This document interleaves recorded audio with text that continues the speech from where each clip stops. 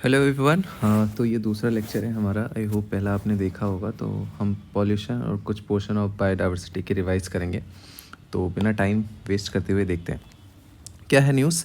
Emission of for coal based thermal power plant, ये हर साल रहता है यार, हर साल रहता है। Only 77 coal based electricity generation unit have installed flue gas desulfurization or circulating fluid bed combustion which is less than 8% of the total coal based electricity generation capacity. अब देखो यहाँ से सवाल अगर कुछ बनेगा ना तो ये टर्म दे देंगे, फ्लू गैस डिसल्फराइजेशन और ये जो फ्लूडाइज्ड बेड कम्बस्टन है किस चीज़ से रिलेटेड है। तो एमिशन को कम करने के लिए, जो इंडस्ट्रीज़ के एमिशन होते हैं उसको कम करने के लिए इतना ही आपको करना है। तो कुछ नॉर्म्स थे जो इंडस्ट्रीज़ होती हैं एनसीआर के अराउंड, उनको कितना कैसे क्या कंट्रोल करना है, कितना एमिशन होना चाहिए, कितना नहीं होना चाहिए। 2015 में इंट्रोड्यूस हुआ था ministry of forest and climate change under the environment protection act. मैं सोच रहा हूँ जो एक्ट वाली चीज़ें होती हैं मैं आपको एक समरी पढ़ा दूँ विद इन 1 आवर, क्योंकि हर साल 2-3 सवाल आते हैं वहाँ से जो एक्ट वाले होते हैं। तो हम देखेंगे इंपॉर्टेंट कौन से एक्ट हैं किस चीज़ को कंट्रोल करने के लिए। सल्फर डाइऑक्साइड, नाइट्रस डाइऑक्साइड और जो मरकरी एमिशन होता है। अब क्या क्या रेडियस है, कितने कैटेगरी में डिवाइड है, they are not going to ask, ऐसे नहीं पूछते, वो कभी नहीं पूछते। और ये कोई खास न्यूज़ भी नहीं है, ये तो बस हर साल रहता है। तो कॉपी पेस्ट लास्ट ईयर का निकाल के फिर इस साल डाल दिया, कोई न्यूज़ नहीं है। Graded response action plans, commission for air quality management NCR at joining areas announce revision in the existing graded action response plan to abate air pollution the region. तो ग्रेडेड एक्शन प्लान आया था 2016 में। Supreme court ने बोला था MC Mehta versus union of India कि कोई ऐसा प्लान होना चाहिए कि जो दिल्ली में पॉल्यूशन होते रहते हैं उसको कैसे हम कंट्रोल कर सके एनसीआर रीजन में। और ये फर्स्ट नोटिफाई हुआ था अंडर इन्वायरमेंट प्रोटेक्शन एक्ट 1986।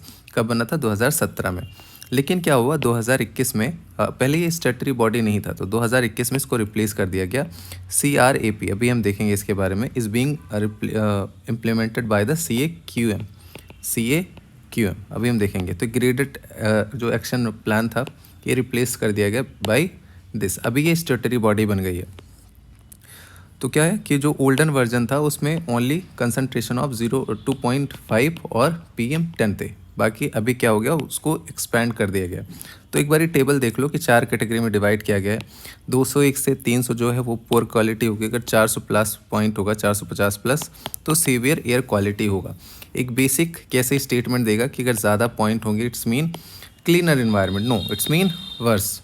तो 200 से शुरू करेंगे, 200 से नीचे मतलब हेल्दी है एनवायरनमेंट, कोई इशू नहीं है। लेकिन अगर 200 से 300 है तो पुअर कैटेगरी, फिर 300 से 400, फिर 401, फिर 450। तो एक ट्रेंड आपको जानना है, ये डेटा नहीं रटना है। अभी हम जो CAQM के बारे में बात कर रहे थे, commission for air quality management, जो ग्रेडेड एक्शन प्लान से रिप्लेस हो गया, अभी ये आ गया है।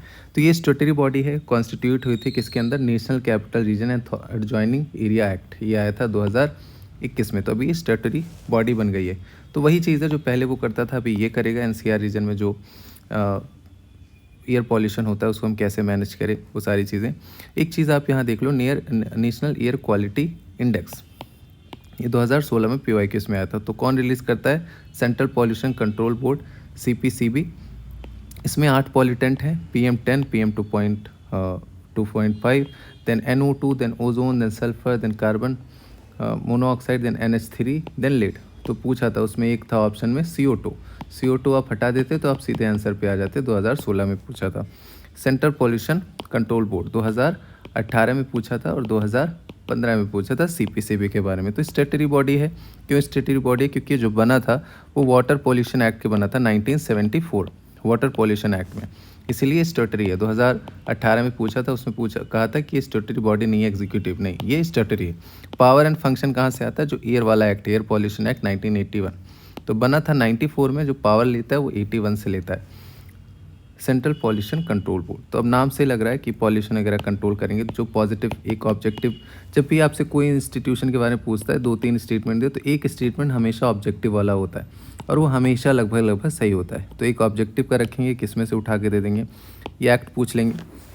तो थोड़ा ध्यान देना कि कहाँ से ये बना है। Now regulation of fire crackers. तो Supreme Court of India has direction दिया, apply the regulation of fire cracker to all the state. अब ये डायरेक्शन दिया, तो फायर क्रैकर के बारे में तो पढ़ेंगे नहीं, थोड़ा सा देख लेते हैं। जो ग्रीन क्रैकर्स होते हैं उसमें कोई हजार्डस एलिमेंट नहीं होता, जैसे बेरियम नाइट्रेट। तो पहला ऐसे यूपीएससी पूछ लेगा कि बेरियम नाइट्रेट जो न्यूज़ में रहते हैं किस लिए होता है, तो ये होता है फायर क्रैकर के लिए, पहली चीज़। दूसरा स्टेटमेंट में बना सकते हैं जो ग्रीन क्रैकर्स होते हैं उसमें हम बेरियम नाइट्रेट बहुत यूज़ करते हैं क्योंकि इन्वायरमेंट फ्रेंडली होता है, नहीं वो नुकसानदायक होता है।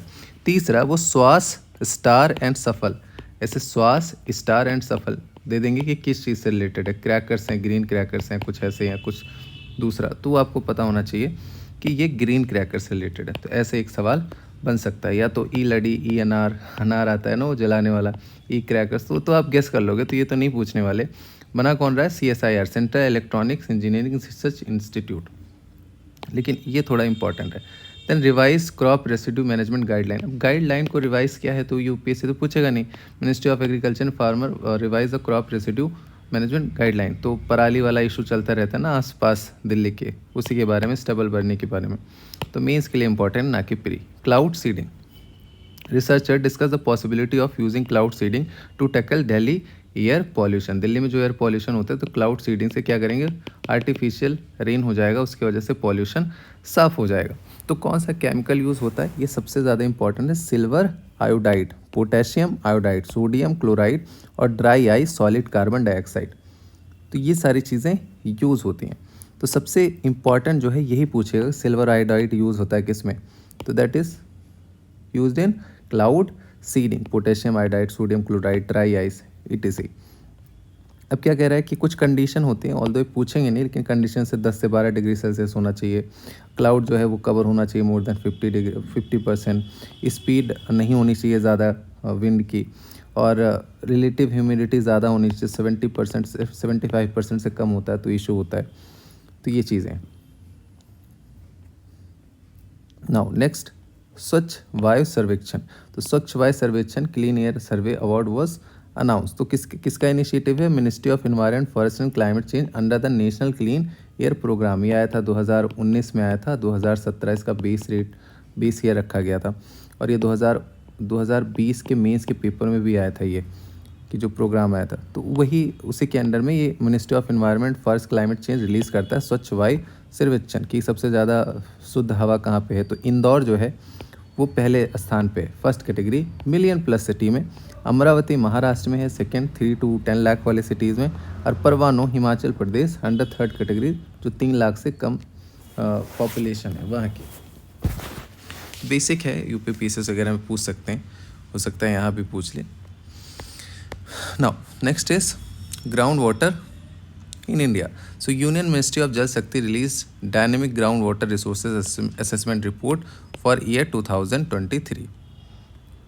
ठीक है, तो carried out by the Central Groundwater Board and State UT, such joint assessment carried out 1980s onwards. तो ये हमारे लिए कुछ ऐसे खास इंपॉर्टेंट है नहीं ग्राउंड वाटर रिपोर्ट, बस ये जान जाओ कि यूनियन मिनिस्ट्री ऑफ जल शक्ति जो है उसने रिलीज़ किया है dynamic ground water resource assessment report के बारे में आपसे पूछ सकते हैं। वर्ल्ड का largest use of ground water कहाँ पे होता है, इंडिया में होता है। हम चाइना और यूएसए से भी ज़्यादा यूज़ करते हैं ग्राउंड वाटर के, पूछा भी है 2020 में एक स्टेटमेंट था, यस दिस इज़ करेक्ट। अब बात करते हैं सेंट्रल ग्राउंड वाटर बोर्ड, ये चीज़ें इंपॉर्टेंट हो जाती हैं, कोई बॉडी कुछ ऐसी चीज़ें। तो फरीदाबाद हरियाणा में इसका हेडक्वार्टर है, सबसे ज़्यादा ज़रूरी जानने की। किसके अंदर आता है, मिनिस्ट्री ऑफ जल शक्ति के अंदर आता है। Establish in 1970 by renaming exploratory tubewell organisation, merge with the ground water wing of geological survey of India during 1972। Ministry of Jal Shakti, headquarter Haryana, Faridabad, बस। वाटर ट्रेडिंग, तो नीति आयोग ने रिलीज़ किया document on water trading mechanism to promote the reuse of treated waste water. जो waste water होता है उसको हम कैसे यूज़ कर सकते हैं। तो वाटर ट्रेडिंग मैकेनिज्म क्या है कि वाटर जो है उसको एक एज ए कमोडिटी देखा जाए, ना कि पब्लिक गुड। उसी के बारे में नीति आयोग ने एक डॉक्यूमेंट रिलीज़ किया है, डॉक्यूमेंट है, कोई इनिशिएटिव नहीं है। तो ऐसा कुछ खास इसमें इंपॉर्टेंट है नहीं, कॉन्सेप्ट हमने समझ लिया। नाउ नेशनल वाटर अवार्ड देखते हैं। National water award, president of India, fourth national water award 2020, prominent winners, Madhya Pradesh best state, Ganjam in Orissa best district. National water award जो है वो 2018 से लॉन्च हुआ था भाई किसके, department of water resources, river development and Ganga rejuvenation. Second and third edition जो था वो 2019 और 20 में था, 2021 में कोरोना की वजह से नहीं हुआ था, अभी 2022 में फिर से आए। तो एमपी फर्स्ट पे है और best district Ganjam Orissa. Water quality standard Yamuna का चेक करने के लिए। अब इसमें दो कॉन्सेप्ट है, biological oxygen demand and chemical oxygen demand. तो बायोलॉजिकल ऑक्सीजन डिमांड क्या होता है? इसका मतलब ये होता है कि जो माइक्रो ऑर्गेनिज्म होते हैं पॉल्यूटेड वाटर्स में, तो उनको कितना ऑक्सीजन ज़रूरत है कि वो जो चीज़ें पॉल्यूशन पड़ा हो उसको डिकम्पोज कर दे, सड़ा घुला माल जितना है। तो that is biological oxygen demand. अगर ज़्यादा बायोलॉजिकल ऑक्सीजन डिमांड का मतलब क्या होता है कि मोर पॉल्यूशन, ज़्यादा पॉल्यूशन है उसको और ख़त्म करना है। तो जब पॉल्यूशन होता है तो इसमें डिमांड बढ़ जाती है। Same chemical oxygen demand, chemical में सेम होता है प्रोसेस, वाया ऑक्सीडेशन होता है, means addition of oxygen organic material. देखो क्या लिखा है, amount of dissolve oxygen required to break down the organic material via oxidation, that is chemical oxygen demand.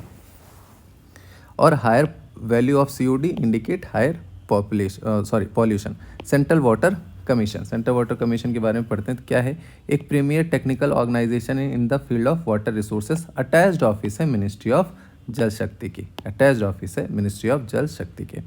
ना Jal Diwali women for water, water for women campaign, तो किसके द्वारा शुरू किया है? ये मिनिस्ट्री ऑफ अर्बन अफेयर्स जो है, और Atal mission of rejuvenation and urban transformation जो अमृत है, in partnership with the national urban livelihood mission, इसके बारे में 2021 में पूछा था।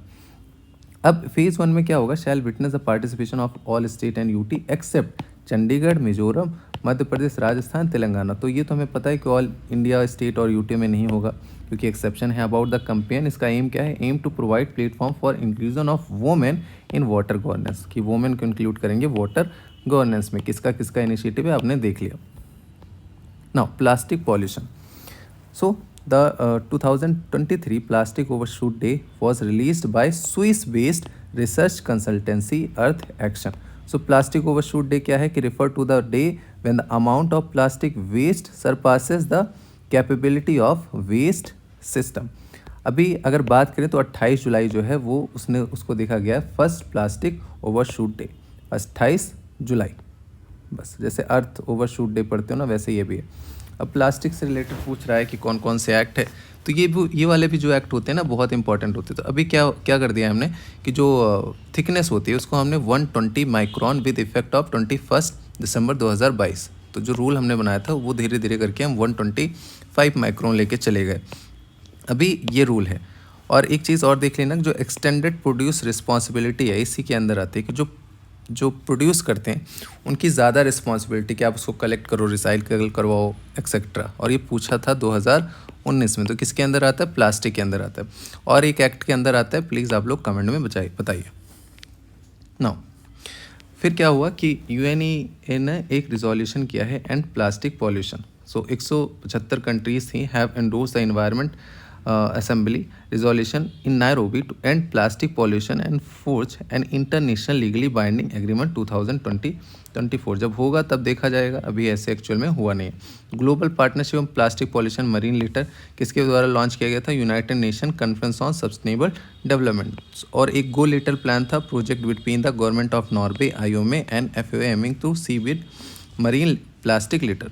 एक लंदन कन्वेंशन है that is related the marine pollution, London convention, ये ज़रूर याद रखना। Next, zero draft of global treaty to end plastic pollution. कुछ खास है नहीं। UNEP inter governmental negotiating committee release the zero draft of international legal binding. अभी जब आएगा तो इसके बारे में देखेंगे, लेकिन थोड़ा सा हम इसके बारे में देख लेते हैं कि इंटर गवर्नमेंटल नेगोशिएटिंग कमिटी क्या है। फॉर्म बाय UNEP, इसके द्वारा बना है।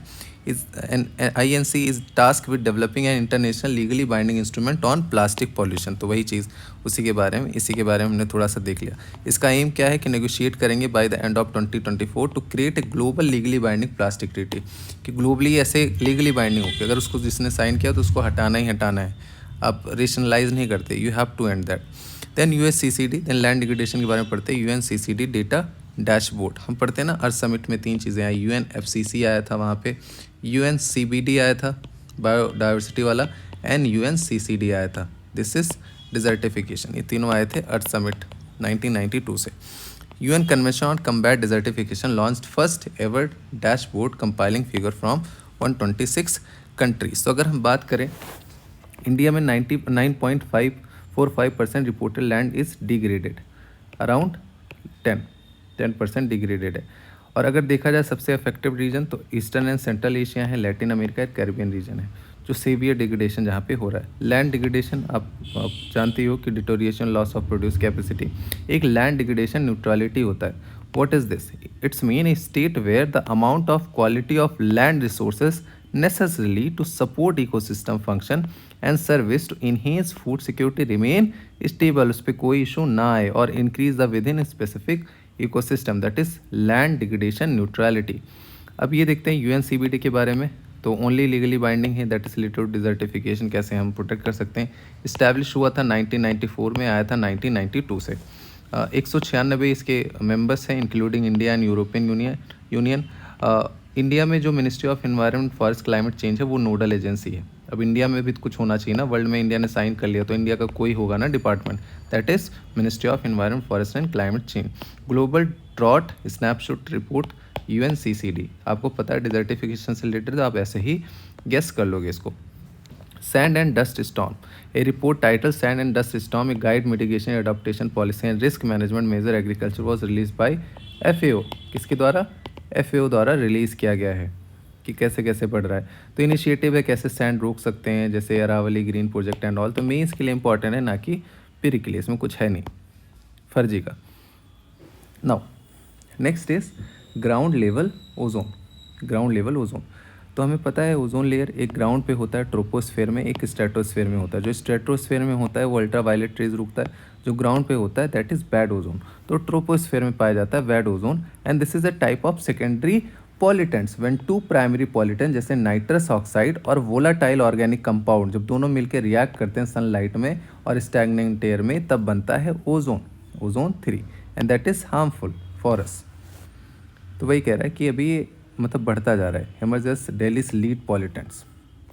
Champion of the worth award कौन इसको अनाउंस करता है?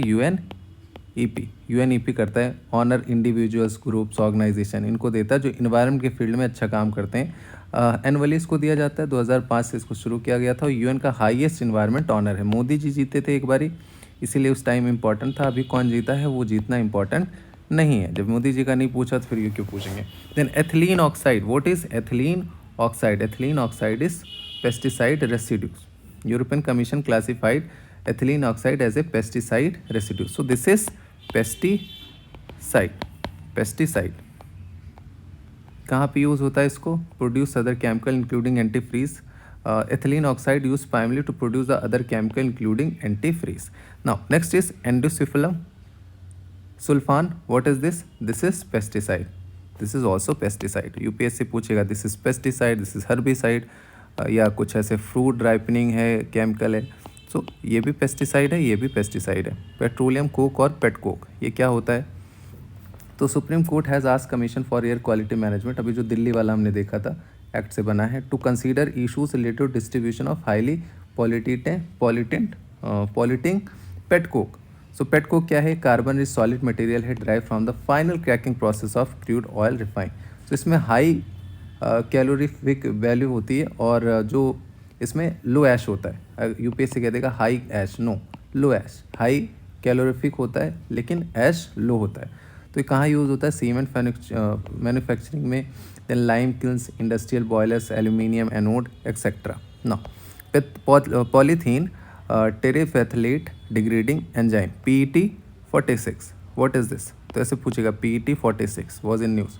ये यूज़ होता है packaging of foods and beverage, soft drink, water. ऐसे ही सवाल पूछता है UPSC। आप 2021 में उठा के देखो, 2-3 सवाल ऐसे थे। बस आपको ये एक वर्ड पता होना चाहिए किस चीज़ के लिए होता है। Great Pacific garbage patch northern Pacific ocean में होता है due to circulation of ocean currents, plastic वहाँ पे इकट्ठा है, उसी को बोलते हैं। ई वेस्ट इन इंडिया, तो ई वेस्ट के बारे में बात हो रही है। India 3rd largest e waste generate करता है after China and United State. इसमें भी एक्सटेंडेड प्रोड्यूस रिस्पॉन्सिबिलिटी की बात होती है। जो ई वेस्ट मैनेजमेंट एक्ट है 2020 की, जो प्रोड्यूस कर रहा है उसकी रिस्पॉन्सिबिलिटी, एक्सटेंडेड रिस्पॉन्सिबिलिटी है कि वो आगे भी चीज़ें आप उसको मैनेज करो। ऐसा नहीं होना चाहिए कि आपने प्रोड्यूस करते जा रहे हो, उसको मैनेज करने की भी आपकी रिस्पॉन्सिबिलिटी होनी चाहिए। इनविजिबल ई वेस्ट, ये तो देखना ही नहीं है। One stop centre for zero waste, तो रिड्यूस, रिसाइकल, रीयूज़ के बारे में बात की है। कुल मिला के सर्कुलर इकॉनमी की, उसका मीनिंग यही है। International day of zero waste, so international day of zero waste to encourage everyone to prevent and minimize waste to promote societal shift towards circular economy, jointly facilitated by the UNEP and UN human settlement program, UN habitat, UNEP and UN habitat। थोड़ा सा एक नज़र देख लिया बस। now fifth meeting of conference of parties of the Minamata was held in Geneva। Minamata is related to the mercury, सबसे पहले तो आपको यही पता होना चाहिए मरकरी से रिलेटेड है। अडॉप्ट हुआ था 2013 में जिनेवा में और फोर्स में आया था 2017 में। First globally legal binding treaty है जो protect human health and environment for adverse effect of mercury. तो एक मीनामाता डिसीज़ था, जापान से शुरू हुआ था, तो इसीलिए इसको बनाया गया था मीनामाता कन्वेंशन। इंडिया रेटिफाई किया है कब? 2018 में, 2018 में। बाकी ऐसा कुछ है नहीं। मरकरी के बारे में देख लेते हैं। नेचुरल अकरिंग एलिमेंट्स हैं, जैसे गोल्ड माइनिंग, कोल यहाँ सबसे निकलता है। और नर्वस सिस्टम तो शरीर के कहीं भी इफेक्ट तो डालेगा। There is no known safe level of exposure, 2023 में एक स्टेटमेंट आया था, तो इसीलिए विजन साहब ने यहाँ पे रख दिया there is no known safe level of exposure. Now next, UN global framework on chemicals. तो new UN framework to protect environment from harmful chemical was agreed at the 5th International Conference on Chemical Management in Bonn, Germany। इसके बारे में देख लेते हैं। Bonn declaration related to the chemical. एक Bonn convention है। Bonn convention किससे related है आप बताइए? बोन कन्वेंशन कमेंट में आप करके बताइए what is Bonn convention. Bonn declaration that is related to the chemical declaration aim to prevent exposure harmful chemical and phase out the most harmful one। now इसके बारे में देख लेते हैं थोड़ा सा। International conference on chemical management, तो ये adopted the strategic approach to international chemical management in 2006, a policy framework to foster sound management of chemical. अब ये तो कोई ऐसे खास इंपॉर्टेंट नहीं है, लेकिन हाँ ये चारों इंपॉर्टेंट है। बेसल हमने डिस्कशन किया था, किससे रिलेटेड है? हजार्डस वेस्ट से related. Rotterdam 1998 related to the chemical. Stockholm related to the organic pollutants. Now एक नया है जो मुझे भी सीखने को मिलेगा, Waigani convention. Waigani ban on imported hazardous waste and radioactive waste. तो ban the importation of hazardous and radioactive waste, that is Waigani convention 1995। Now latest data from IAEA incident trafficking database. तो ये तो कुछ नहीं है, फर्जी का कहीं से चेप दिया। एक चीज़ आप लोग याद रखा करो ना कि जो करंट अफेयर्स बनते हैं बनाता कौन है? ऐसे लोग काम करते हैं, कंटेंट टीम में काम करते हैं, इधर उधर काम करते हैं, तो जहाँ की न्यूज़ मिलती है वो इधर उधर कॉपी पेस्ट डाल देते हैं, जो कि इंपॉर्टेंट नहीं होता। उनको 100 पेजेस करना है कैसे भी कंप्लीट, तो रैंडमली जो भी आता है वो पेस्ट करते चले जाते हैं। उनको कंप्लीट करना है अपना जो असाइनमेंट मिला हुआ है। तो ये चीज़ आप ध्यान रखना कि आप कभी कभी ना कोचिंग इंस्टीट्यूट से जैसे वो चाहते हैं जो वहाँ पे काम करें उनके हिसाब से पढ़ने लगते हो, तो आपको ये बहुत ज़रूरी होना चाहिए कि आप गाइडेंस लो। दूसरी चीज़ कि आपको खुद पता होना चाहिए PYQs में कैसे सवाल आते हैं। ना बायोडाइवर्सिटी वाला चैप्टर थोड़ा सा देखते हैं।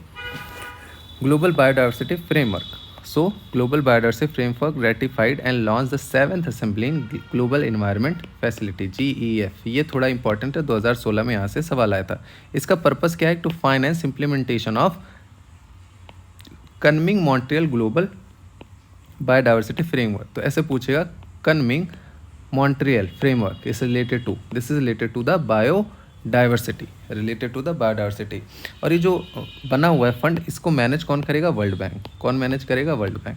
बस इतना इंपॉर्टेंट है, बाकी ये आपके लिए इंपॉर्टेंट नहीं है। आपके लिए इंपॉर्टेंट है ये कनमिंग मॉन्ट्रियल फ्रेमवर्क जो है, ये कब अडॉप्ट हुआ था? 2022 में COP15 हेल्ड इन मॉन्ट्रियल। तो ये किससे इंस्पायर हुआ है? UN convention of biological diversity, UNCBD, हमने अभी डिस्कशन किया था, और ये लीगली बाइंडिंग नहीं है। नाउ ग्लोबल एनवायरनमेंट फैसिलिटी तो क्या करता है? फाइनेंस का काम करता है। Global environment council approve the disbursement of $1.4 billion to accelerate the tackle the climate change, biodiversity and pollution crisis. तो फाइनेंस का काम करता है, किसी किसी फाइनेंस देता है, 2016 में पूछा था। तो ये कब बना था? 1991 में, अर्थ समिट के बाद ये बना था। उसी के time multilateral environment fund to achieve global environment benefit. अब इसमें बात करते हैं कि इसका इम्प्लीमेंटिंग एजेंसीज कौन है? वर्ल्ड बैंक है, यूनाइटेड नेशन डेवलपमेंट प्रोग्राम है and United National Environment Programme है। 186 मेंबर है इंक्लूडिंग इंडिया। और ये किसको किसको फाइनेंस करता है, एक बारी आप देख लेना कि UNCBD, CBD, UNFCCC and organic pollutant Stockholm वाला जो हमने डिस्कशन किया था 2004 में बना था, not 90। UN convention on combat desertification, Minamata convention, although not link with formally to the Montreal protocol, support implementation of the Montreal protocol in countries with economic transition. तो यहाँ कौन कौन है? 5, और यही पूछा था। UNCCD, UNCBD, UNFCCC, ये तीनों हो गए। और चौथा क्या है? स्टॉकहोम। पांचवा क्या है? मीनामाता। इनको ये फाइनेंस करता है, मॉन्ट्रियल को डायरेक्टली नहीं करता है। Now inclusive conservation initiative release by conservation international, बस ये पता होना चाहिए किसने इसको रिलीज़ किया है। Now next is global declaration on river dolphin, जो 11 countries sign first of its kind global declaration of river dolphin 2030 Bogota Colombia में। कहाँ? बोगोटा कोलंबिया में। तो ये थोड़ा सा हम देख लेते हैं। Adopted by river dolphin ranges, जहाँ जहाँ डॉल्फिन पाई जाती है, Bangladesh, Bolivia, Brazil, Cambodia, Ecuador, India, Nepal, Pakistan, तो यहाँ सारी चीज़ें साइन हुई है। डिफरेंट डिफरेंट डॉल्फिन है, इसको हम देखते हैं। तो एक अमेजॉन का जिसको बोलते हैं पिंक रिवर डॉल्फिन, और बोटो ये ओनली फ्रेश वाटर डॉल्फिन है, मतलब only in fresh water, sorry not only fresh water dolphin, ये केवल फ्रेश वाटर में हो सकती हैं, ना कि सलाइन वाटर में। गैंगेस डॉल्फिन, जिसको सूसू के नाम से जानते हैं, नेशनल एक्वेटिक एनिमल है, ये 2015 में पूछा था। और ये कहाँ पाई जाती है? गंगा एंड ब्रह्मपुत्र। अगर वो बोल दिया कि सिर्फ गंगा में पाई जाती है, नो, ब्रह्मपुत्र में पाई जाती है। सिर्फ इंडिया में पाई जाती है, नहीं, बांग्लादेश में भी पाई जाती है। स्टेटस क्या है? इंडेंजर्ड है। इंदस, जिसको भूलन भी बोलते हैं, भूल जाते हैं, तो पाकिस्तान में पाई जाती है, और रिवर ब्यास में पाई जाती है। एक बारी सीरियस में पूछा यूपीएससी ने कि किस रिवर में पाई जाती है Indus river dolphin, that is in Beas river, very very important. Endangered है। Then tucuxi fresh water Amazon river में पाई जाती है, इंडेंजर्ड है। इरावडी आया भी है कई बारी, तो coastal areas in south and south east Asia, Irrawaddy river में म्यांमार, महाकन, मेकोंग यहाँ पाई जाती है, ये भी इंडेंजर्ड, ये भी इंडेंजर्ड, ये भी इंडेंजर्ड, और ये भी endangered in Ganges and Irrawaddy. Now next is protection of plant varieties and farmer right, इसके बारे में बात करते हैं। ये WTO के अंदर आता है और ये इंपॉर्टेंट हो जाता है। Recently Delhi high court dismiss the appeal filed by PepsiCo India holding against a 2021 order revoking PIS registration of potato varieties FL27, UPSC ऐसे देगा FL27 किससे है? पोटैटो, टोमेटो या शुगर केन ऐसे करके, this is related to the variety of potato. पहला सवाल बन जाता है, तो क्या होता है? IPR राइट्स होते हैं कि किसी ने कोई सीड्स बनाया या कोई वैरायटी बनाई, तो उसको रजिस्टर करवा देते हैं। तो सेम ये रजिस्टर था, लेकिन गुजरात के कुछ लोग ऐसे ही इसको यूज़ करते थे। जो पेप्सिको इंडिया होल्डिंग थी, उन्होंने जाके कंप्लेन किया कि हमारा राइट है, बट वो तो पहले ही रिजेक्ट हो गया था, तो इसीलिए यहाँ भी सुप्रीम कोर्ट ने रिजेक्ट कर दिया। तो ये कॉन्टेक्स्ट था। अभी हम बात करते हैं कि about the protection of plant varieties and farmer right, plant की जो वैराइटीज़ है, फार्मर राइट्स के बारे में। तो यही ध्यान से थोड़ा देखो। तो ट्रिप्स के अंदर आता है ये, ट्रिप्स अंडर WTO। और ये क्या करता है? Confirm the international union for protection of new varieties of plants. जो न्यू वेराइटीज़ ऑफ प्लांट होती है, कुछ आप इनोवेशन करते हो, तो आपका इंटेलेक्चुअल राइट रहता है। But only IPR legislation that grant intellectual property not only to the plant breeders but also to the farmer को भी ये एम्पावर करता है। और ऐसा नहीं है कि unlike UPOV facilitate the protection of not only new, but जो एग्जिस्टिंग वैराइटीज़ होती हैं उनको भी ये प्रोटेक्ट करता है।